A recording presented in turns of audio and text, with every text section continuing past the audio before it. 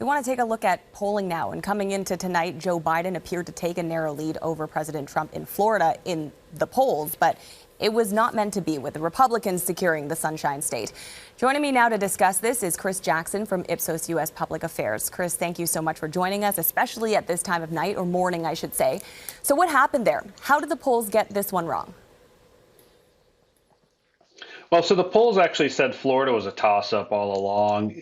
Biden was up a point or two. There were some well-regarded polls, including the Washington Post ABC poll that came out with Trump ahead. So I think everyone actually expected Florida to be pretty close. And I think it was probably some wishful thinking on the part of Democrats to think it was going to be in the bag or decided early. Talk about Texas as well. That was also recently called, and while it is historically a Republican state, I think the Democrats there were also hopeful this time around.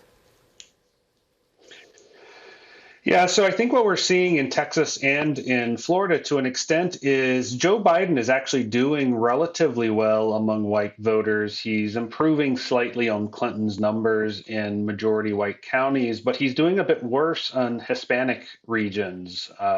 He actually improved Clinton's margins in Florida, for instance, in the I-4 corridor around Tampa and Orlando, but did not do nearly as well in Miami-Dade, where there's a large Hispanic population.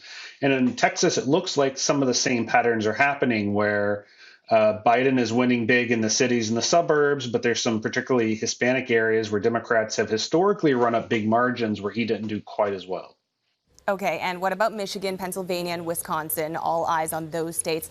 And they had Democratic leads in the polls, but as Americans go to bed tonight, Trump also has a lead in those states. Yeah, so I think it's really important for people to give it time to count the ballots. The officials in all of those states have said they're still working on the counts, that it'll probably be tomorrow or maybe even later in the week before they have final vote totals. And they've also said that they counted the day of election votes first, which says poll data suggested we're going to favor Trump. So we're seeing Trump essentially at some of his strongest parts before they start tallying up all the early vote. And the early vote was suggested to have gone strongly for Biden. So that suggests that a lot of this margin that we currently see in Trump's favor might close as they count these up. But it's going to take time. It's going to be several days before I think we really know. Okay, Chris, thank you so much for joining us tonight. That is Chris Jackson from Ipsos.